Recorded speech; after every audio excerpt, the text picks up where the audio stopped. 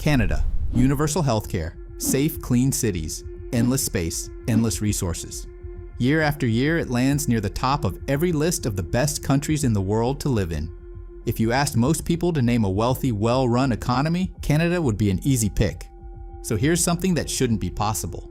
The average person in most of Canada is now poorer than the average person in most of the United States. Not just poorer than New York or California, poorer than Alabama, poorer than Oklahoma, Arkansas, Kentucky. The Canadian province of Quebec now produces less per person than every US state except for Mississippi. Ontario, Canada's biggest province and its economic engine, sits behind Americans in 43 different states. And this isn't a one-year blip. On a per-person basis, defined as the total value the economy produces divided by the number of people, Canada's output has been shrinking, not growing. One of the richest countries on earth is quietly falling behind the poorest parts of America. And the reason isn't tariffs. It isn't the housing crash. It's something that's been building almost invisibly for a decade. To see just how strange this is, you have to take a look at all of the American states and Canadian provinces combined. An economist at the University of Calgary named Trevor Tome recently lined all 60 of them up together, the 50 US states and the 10 Canadian provinces, and ranked them by how much each one produces per person. The results were shocking. Ontario came 48th, Quebec 55th, behind Alabama, behind Kentucky, behind Arkansas and Oklahoma, ahead of only Mississippi. 6 Canadian provinces sat in the bottom 15 of the entire list.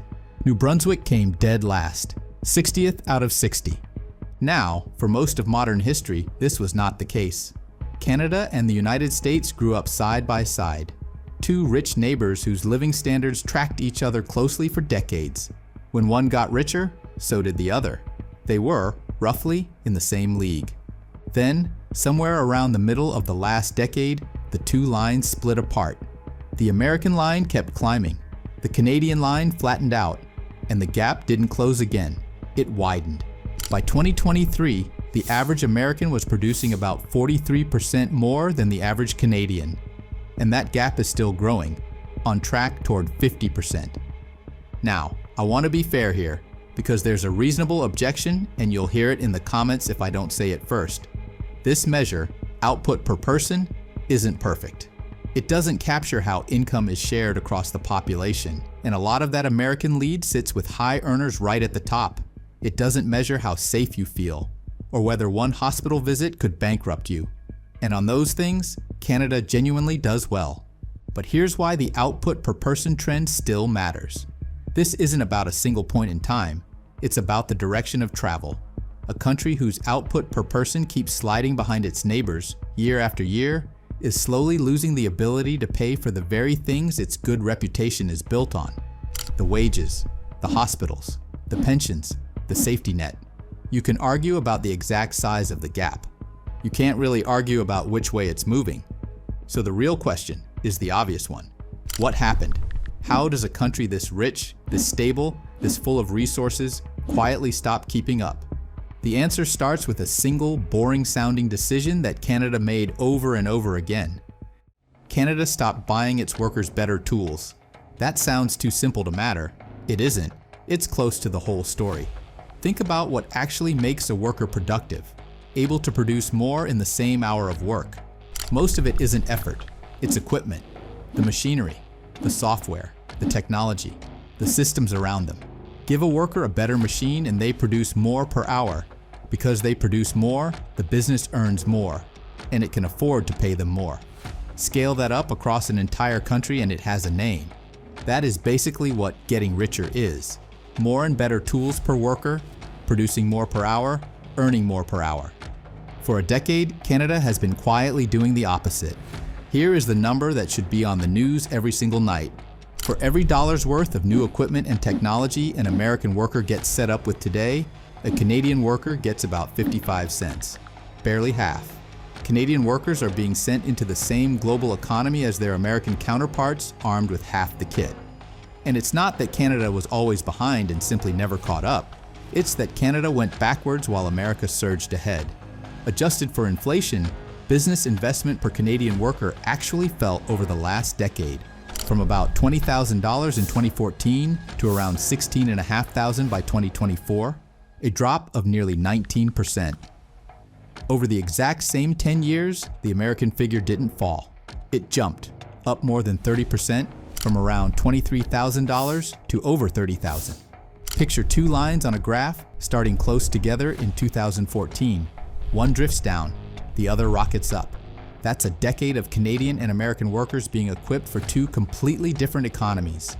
You can see the result in the productivity numbers, which are about as flat as a number can be. Between 2019 and 2023, the amount a Canadian worker produced in an hour grew by an average of just 0.5% a year. 0.5%. That's not growth. That's standing still while the treadmill speeds up underneath you. So, why did Canadian businesses stop investing? A few reasons stack up. The domestic market is small. Approximately 30 million people spread across an enormous country, which makes it harder to justify building at scale. Taxes and regulation blunt the reward for taking the risk. But there's one more that cuts deepest, and it's the one Canadians will recognize from their own lives. For 20 years, the surest way to make money in Canada wasn't to build a factory or a software company. It was to buy a house and wait. So that's where the money went. Into real estate, into bidding up the price of the homes people already lived in, and not into the machines, the tools, and the technology that actually make a country richer over time. That's the disease. Everything else is a symptom. Quick pause. If this is providing you with new information that the headlines never quite explain, take a second and subscribe. This channel exists to break down the economic stories that actually matter. Alright, here's where the Canadian situation becomes a trap.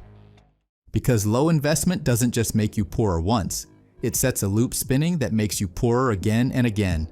Follow it round. When businesses don't invest, workers don't get more productive. When workers aren't getting more productive, their wages stall. And when wages stall in Canada while they're climbing just across the border, the most ambitious, most skilled people, the engineers, the doctors, the software developers, start doing the math. Many of them leave for salaries in the United States that Canada simply can't match, which drains away exactly the people and the capital a country needs to invest and build its way back. Fewer workers, less investment, slower growth, and the loop comes round again. For years, all of this was hidden by a clever trick, though nobody planned it as one. Canada's economy kept posting growth, so the headlines stayed calm. But look closely at where that growth came from. It came from adding people. Very fast population growth made the total economy bigger, even as output per person was quietly sliding. The country was getting bigger without getting richer. More people sharing a pie that wasn't really growing per slice. And now that population growth is reversing, the mask is coming off, and the per-person numbers underneath are exactly as weak as they always were. There was always one escape hatch from all of this. Sell more to the giant wealthy market right next door.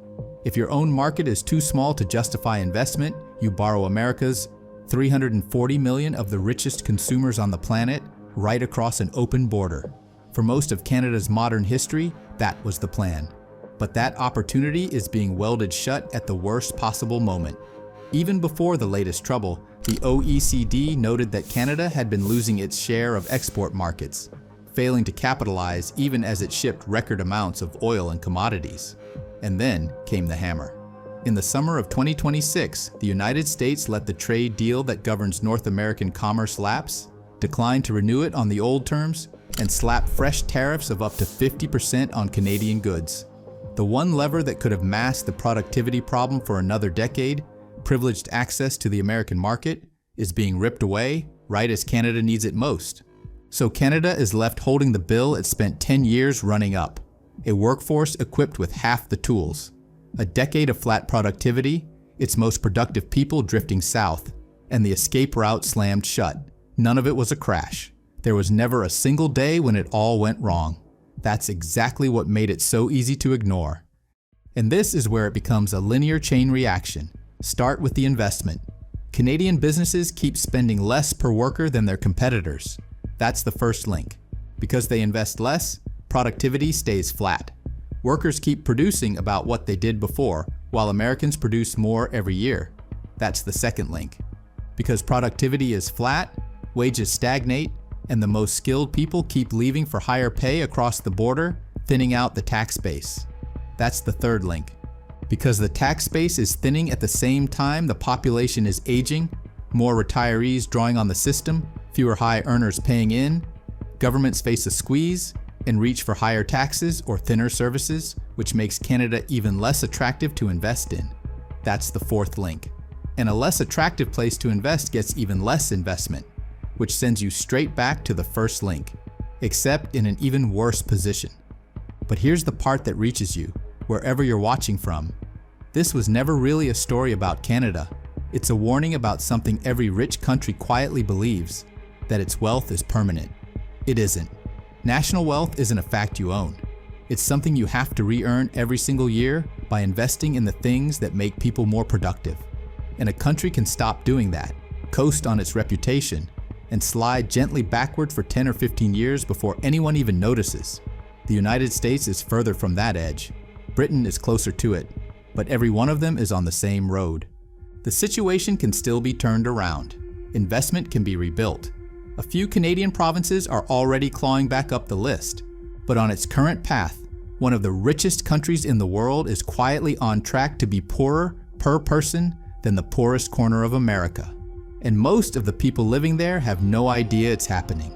If you want the full picture of what's also hitting Canada at this exact moment, the housing crash and the trade war colliding at the same time, I broke all of it down in another video. Click on the video on the screen and I'll see you there.